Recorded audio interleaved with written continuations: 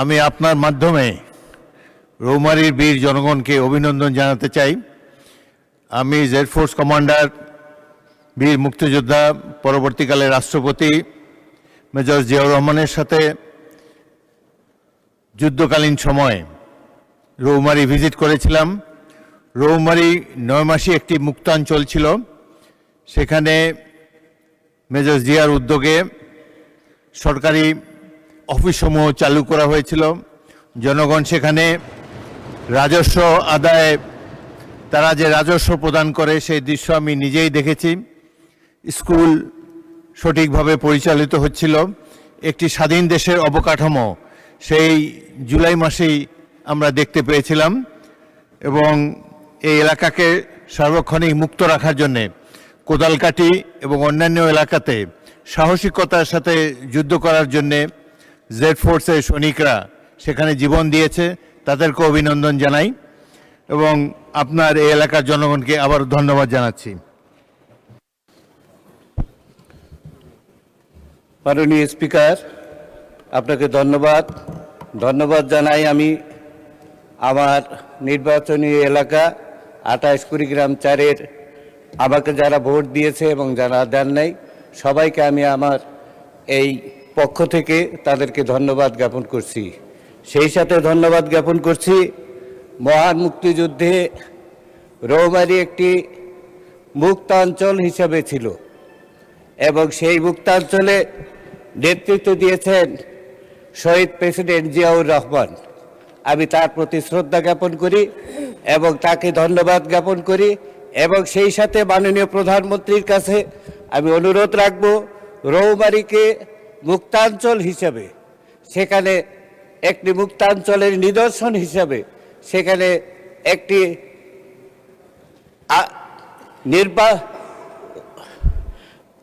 মুক্তাঞ্চল এবং মুক্তিযুদ্ধ বিষয়ক একটি মন্ত্রণালয় গঠন করার জন্য ইতিপূর্বে একটি কথা হয়েছিল। আমি এটির জন্য মাননীয় প্রধানমন্ত্রীর কাছে আমি অনুরোধ রাখব, বিনীত অনুরোধ রাখব। সেই সাথে আমার এলাকা নদী ভাঙ্গন এলাকা।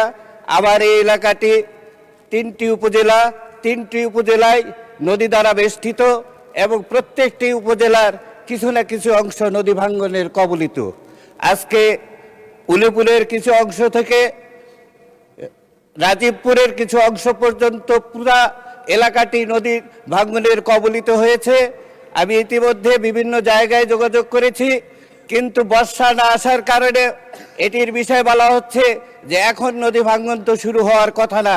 কিন্তু আমি বিনীতভাবে অনুরোধ করব, সেই এলাকাগুলি যদি পরিদর্শন করা হয়, সেই এলাকার মানুষের যদি আহাজারি দেখা হয়, সেই এলাকার মানুষের যদি ক্রন্দন দেখা হয়, তাহলে মাননীয় সংসদের প্রধানমন্ত্রীর কাছে আমি অনুরোধ রাখবো ওখানে একটি সুনির্দিষ্ট তদন্তের মাধ্যমে সেই নদী ভাঙ্গনগুলিকে পরিদর্শন করা হোক এবং এই নদী ভাঙ্গন মানুষগুলির যেন দুঃখ দুর্দশা দূরীকরণের জন্য যে ব্যবস্থা নেওয়া দরকার মাননীয় পানি সম্পদ মন্ত্রীর মাধ্যমে সেটিকে আমি পর্যবেক্ষণ করে সেই দুঃখ দুর্দশা লাঘবের জন্য জিও ব্যাগের মাধ্যমে যদি সেই নদী শাসন করা যায়, তাহলে সেই হতভাগ্য মানুষগুলি তাদের বাড়িঘর রক্ষা থেকে শুরু করে তাদের দুর্বিষহ জীবন থেকে তারা রক্ষা পাবে। সেই সাথে আমার এলাকাটি একটি বর্ষাপ্রবণ এলাকা এবং সেই এলাকার একটি বিষয় আমি এর আগে মাননীয় সংসদে বলেছিলাম যে আমার ওই এলাকাটি যেহেতু কুড়িগ্রাম জেলার ভিতরে, সেই কুড়িগ্রাম জেলা একটি ব্রহ্মপুত্র নদ দ্বারা বিচ্ছিন্ন। সেই ব্রহ্মপুত্র নদের ভিতরে একটি সেতু করা প্রয়োজন এবং আমাদের এই এলাকার মানুষ বিভিন্নভাবে এই কুড়িগ্রাম যেতে তাদেরকে ক্ষতিগ্রস্ত হতে হয় এবং তারা বিভিন্ন দুর্ঘটনার কবলিত হয়। আমি আজকের এই সংসদের মাধ্যমে বলতে চাই যে কুড়িগ্রামের জেলায় যাওয়ার জন্য আমাদের চিলমারি থেকে রৌমারী একটি সেতুর প্রয়োজন এবং এটির দিকে আমি দৃষ্টি রাখার জন্য মাননীয় মন্ত্রী মহোদয়ের প্রতি অনুরোধ রাখছি। এবং সেই সাথে আমি বলতে চাই যে আমাদের এই রৌমারী এবং চিলমারি এই যে এলাকাটি, এটি বিশাল একটি চর অঞ্চল।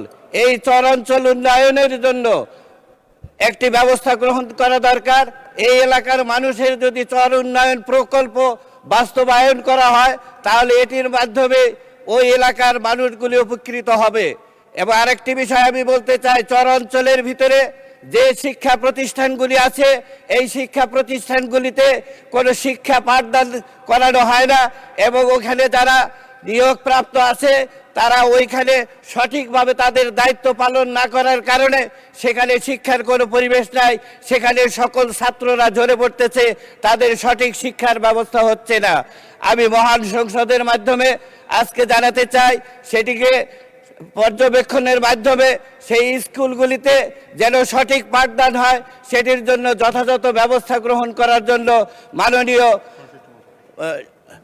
মাননীয় শিক্ষামন্ত্রীর কাছে আমি অনুরোধ রাখছি।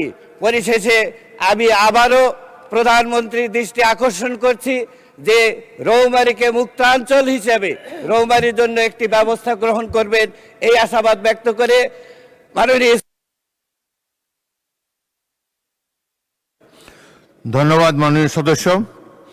আমি আপনার মাধ্যমে রৌমারীর বীর জনগণকে অভিনন্দন জানাতে চাই। আমি জেড ফোর্স কমান্ডার বীর মুক্তিযোদ্ধা পরবর্তীকালে রাষ্ট্রপতি মেজর জিয়াউর রহমানের সাথে যুদ্ধকালীন সময়ে রৌমারী ভিজিট করেছিলাম। রৌমারী 9 মাসি একটি মুক্তাঞ্চল ছিল। সেখানে মেজর জিয়ার উদ্যোগে সরকারি অফিসসমূহ চালু করা হয়েছিল। জনগণ সেখানে রাজস্ব আদায়ে তারা যে রাজস্ব প্রদান করে সেই দৃশ্য আমি নিজেই দেখেছি। স্কুল সঠিকভাবে পরিচালিত হচ্ছিল। একটি স্বাধীন দেশের অবকাঠামো সেই জুলাই মাসেই আমরা দেখতে পেয়েছিলাম এবং এই এলাকাকে সার্বক্ষণিক মুক্ত রাখার জন্যে কোদালকাঠি এবং অন্যান্য এলাকাতে সাহসিকতার সাথে যুদ্ধ করার জন্যে জেড ফোর্সের সৈনিকরা সেখানে জীবন দিয়েছে, তাদেরকে অভিনন্দন জানাই এবং আপনার এই এলাকার জনগণকে আবার ধন্যবাদ জানাচ্ছি।